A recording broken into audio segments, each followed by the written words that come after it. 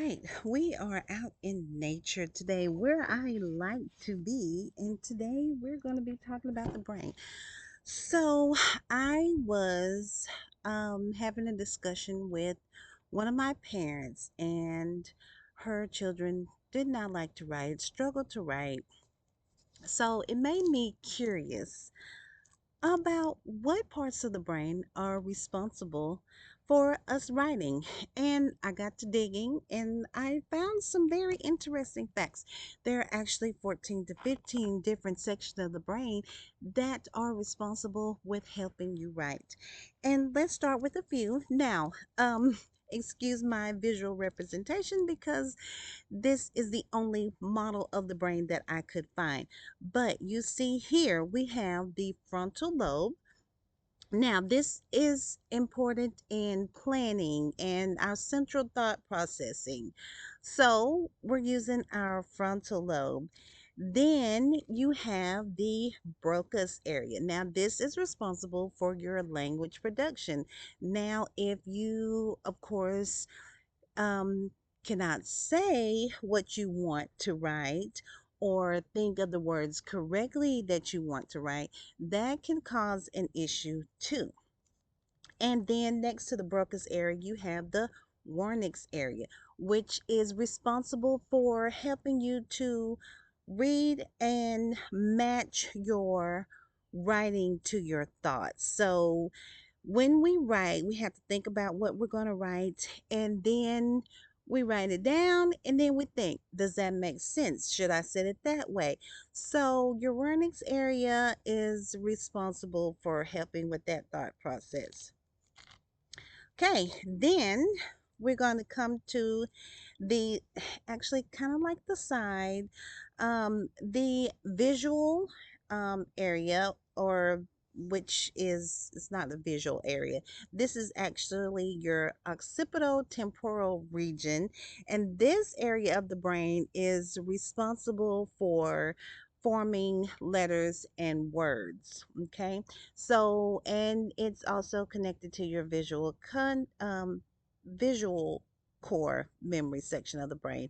Don't have the exact terminology. It's been a while since I've taken biology, anatomy, and physiology, but so your visual word form area is the occipital temporal region. All right, then we're going to come to um, the dorsolateral prefrontal cortex, and this holds ideas and stories and the details. So, a lot of writing assignments in the classroom deal with reading comprehension. First, do you understand what you read? Um, can you retain that in your short term memory long enough to even write a comprehensive statement detailing what you read? Okay. Dorsolateral prefrontal cortex. Okay, that region of the brain. All right. And now this area is actually, I don't have a midsection part of the brain, but inside, if you split your brain in half, or have a visual model of a brain that's a cross section, you would have the amygdala, which is just a little tiny section in the midsection of the brain. And this is your anxiety region. This kind of executes the fight or flight. So, thinking of words to process, that plays a big part in it. And your emotional response, because we do speak and write depending on our moods. That's why journaling is important. It helps convey and capture those emotions. And then you have your ventral stratum. Now, this sits right next to the amygdala, and this is important for that reward and motivation response. I don't like writing, so I'm not motivated to write. Or, oh, I'm in the mood. Because me, myself personally, I have to be in the mood um, to write, to exercise, to whatever. Like if the mood is not right, I'm not going to do it. And 9 times out of 10, when kids are in school, they don't feel like writing. The mood is not right. They're thinking about other things. And that's why I always say it's important to declutter, fix your settings. You have to get comfortable.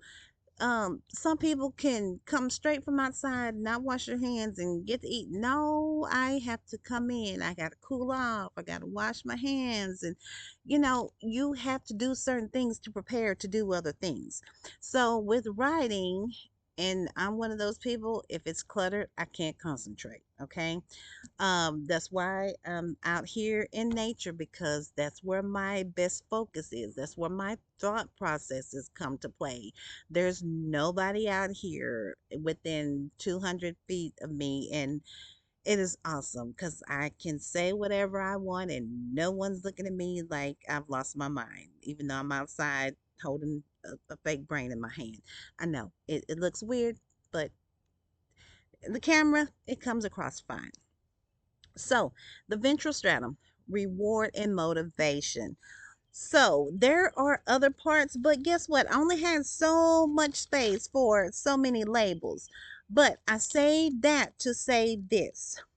With all of these working parts of the brain that help us write, that help us read, if this little brain is not nourished, it's not going to work properly anyway.